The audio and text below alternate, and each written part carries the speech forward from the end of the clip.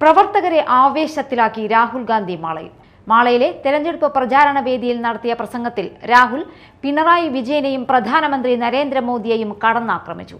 കേരളം ഭരിക്കാൻ അദ്ദേഹത്തിനു മാത്രമേ കഴിയുള്ളൂ എന്ന ധാരണയുള്ള ഒരു ദൈവമല്ല അദ്ദേഹമെന്നും ഇത് ധാർഷ്ട്യത്തിന്റെ അങ്ങേയറ്റമാണെന്നും രാഹുൽ ഗാന്ധി പറഞ്ഞു. മാളയിലെ പ്രസംഗത്തിൽ പിണറായി വിജയനെയും പ്രധാനമന്ത്രി നരേന്ദ്രമോദിയെയും രാഹുൽ കടന്നാക്രമിച്ചു. എപ്പോഴും മതത്തെക്കുറിച്ച് പരാമർശിക്കുന്ന പ്രധാനമന്ത്രി നരേന്ദ്രമോദി കേരളത്തിൽ എത്തുമ്പോൾ എന്തുകൊണ്ടാണ് ശബരിമല സ്വർണ്ണക്കൊള്ളയെക്കുറിച്ച് മറന്നുപോകുന്നതെന്ന് ചോദിച്ച രാഹുൽ മോദി ഇടതുപക്ഷത്തെ സഹായിക്കുകയാണെന്നും പറഞ്ഞു. Modi and the BJP know that the threat to them in Kerala and in India is the UDF and the Congress party. I don't need to give you proof of this, but I will give it to you. First proof is that Narendra Modi, in every speech of his, he talks about God, about temples, about religion. But when he comes to Kerala, he does not mention the gold that was stolen by CPM leaders from Sabrimala temple, because he wants to protect the chief minister and the CPM.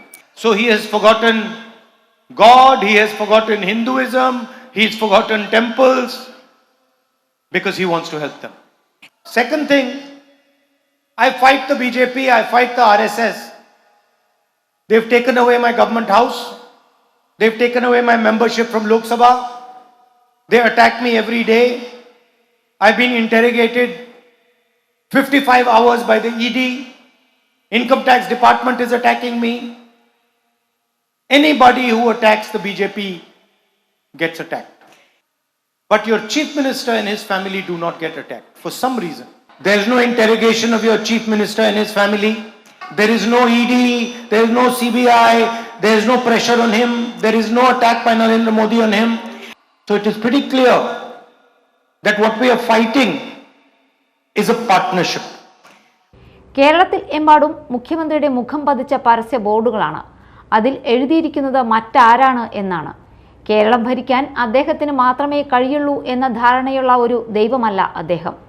കഴിവുള്ള ഒട്ടേറെ പേർ ഇവിടെയുണ്ട്. അവരുടെ ഉള്ളിൽ കേരളത്തിൻ്റെ ആത്മാവുണ്ട്. വിനയവും സഹാനുഭൂതിയും അവരുടെ ഉള്ളിലുണ്ട്. താൻ മാത്രമാണ് ഇവിടെ ഭരിക്കാൻ ഉള്ളത് എന്ന് പറയുന്നതിലൂടെ എല്ലാ മലയാളികളെയും അപമാനിക്കുന്നതിന് തുല്യമാണ്. ഇത് ധാർഷ്ട്യത്തിൻ്റെ അങ്ങേയറ്റമാണ്. ഈ പോസ്റ്ററുകളിലേക്ക് നോക്കുന്ന മലയാളി ഓരോ നിമിഷവും അപമാനിക്കപ്പെടുകയാണ്. ഈ ധാർഷ്ട്യത്തെയാണ് നമ്മൾ എതിർക്കുന്നത്. മോദിയുടെയും അമിത് ഷായുടെയും അസമിലെ ഹിമന്ത ബിശ്വാസ് ശർമ്മയുടെയും ഇതേ മനോഭാവമാണ്. നേതാക്കൾ വിനയത്തോടു കൂടിയാണ് പ്രവർത്തിക്കേണ്ടത്. ഇത് മഹാരാജാക്കന്മാരുടെ കാലമല്ല. ഇടതുപക്ഷത്തെ മറ്റെല്ലാ നേതാക്കളോടും കൂടിയുള്ള അവഹേളനം കൂടിയാണ്. പിണറായിക്ക് മാത്രമാണ് കേരളത്തെ നയിക്കാൻ കഴിയൂ എന്ന് പറയുന്നത് ഇടതുപക്ഷത്തെ മറ്റ് നേതാക്കൾ വിഡ്ഢികൾ ആയതുകൊണ്ടാണ്. ഇങ്ങനെ ഒരു അബദ്ധം ചെയ്യരുതെന്ന് മുഖ്യമന്ത്രിയോട് ആരും പറഞ്ഞില്ല. വിനയവും സഹാനുഭൂതിയും ഉള്ളവരായിരിക്കണം നേതാക്കൾ. എനിക്ക് മാത്രമാണ് എല്ലാം ചെയ്യാൻ കഴിയുന്നതെന്ന് ചിന്തിച്ചാൽ എങ്ങനെയാണ് സാധാരണക്കാരൻ്റെ വേദന മനസ്സിലാക്കുന്നത്? ഈ രാജ്യം ഭരിക്കാൻ ആണ് ജീവിച്ചിരിക്കുന്നതെന്ന മോദിയുടെയും അമിത് ഷായുടെയും അനുഭാവം തന്നെയാണ് പിണറായിക്കുമെന്നും രാഹുൽ പറഞ്ഞു.